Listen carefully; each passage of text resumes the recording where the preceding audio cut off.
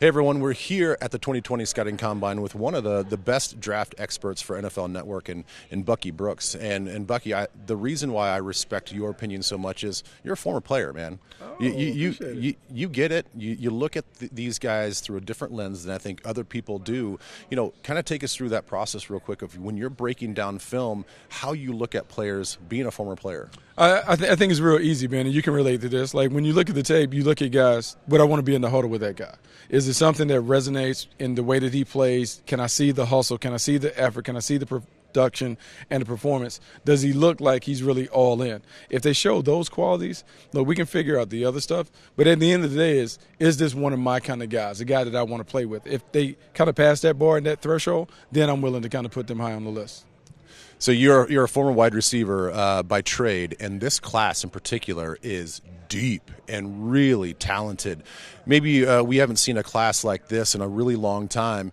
So who are some of the high-level guys that you think are going to make a major impact in the 2020 season? It's really interesting because we've talked about maybe 25 guys that are going the first 2 days that could be impact players. At the very top of the board, the conversation is going to be about Jerry Jeudy, CeeDee Lamb. Which one is the wide receiver one? Which one is kind of like the belle of the ball? When you think about the speedsters, Henry Ruggs is going to get a lot of attention. There are reports that he may run in the low 4.2 category. If he does that, look, man, you talk about a guy who potentially could be a top 10 pick. He has tremendous speed. But then there are a ton of other playmakers that are right outside of that Tier 1 group. When you think about Van Jefferson, Justin Jefferson, Brandon Ayuk, we have seen in the league the last couple of years, we've seen these second and third round picks that have kind of burst onto the scene.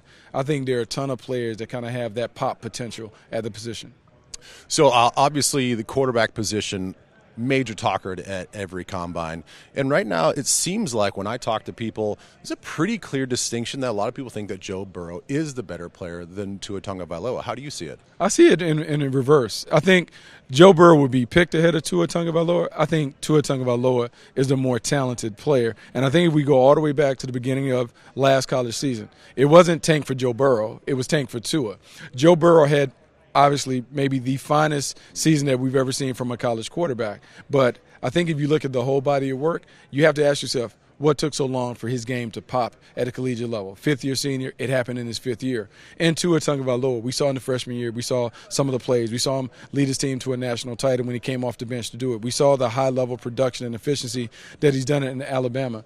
I think the big thing is you like to make the comparison. I think this comparison comes down to, do you want Tony Romo and Joe Burrow, or do you want Drew Brees and Tua Tagovailoa? Both guys are capable of winning. It just really depends on what style of offense do you want to run and who do you want to run it. You guys, you know why I liked him even? I like him more because that's what I was thinking too. I think for Zach Taylor in this offense, I think Tua can run it better, and I think he's maybe suited better for that offense and what they're trying to do. Okay, so we're staying on quarterbacks, and the Vikings potentially could go after, and a lot of people theorize that you should always kind of go after a late round quarterback because they're so important to the NFL. Late round guys that maybe you look at that the Vikings could be looking at?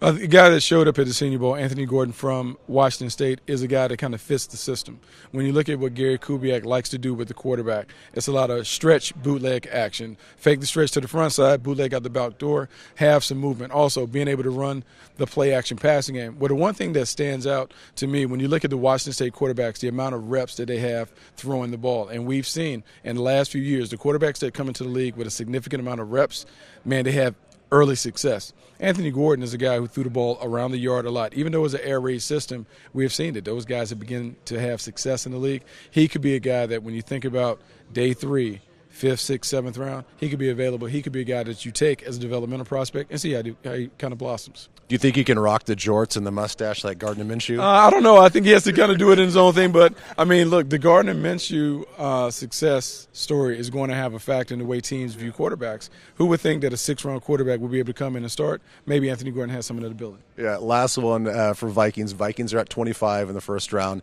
And in your latest mock pick, you have safety Grant Delpit from LSU going to the Vikings. What do you like about Grant? I think the big thing for the Vikings is finding a playmate for Harrison Smith. And so Grant Delpit is a guy who's kind of like that post safety. He's the deep middle safety. He can play from numbers to numbers and float over the top. There's some issues that will show up on tape that he's going to have to clean up and he's going to have to answer because some of the tackling kind of makes you wince because he doesn't get him down to the ground consistently. But athleticism, ball skills, range, sideline to sideline ability, he has all of that. But the tackling is going to have to be something that he addresses. And knowing Mike Zimmer is something that he has to address in these meetings right here. See, guys, he gets it. He gets it. It's Bucky Brooks. You can find him at Bucky Brooks on Twitter, and then all the coverage on NFL Network on NFL.com. Check it out. They're always updating their mock drafts, always updating their big boards. Bucky, thank you, man. Thanks for having me.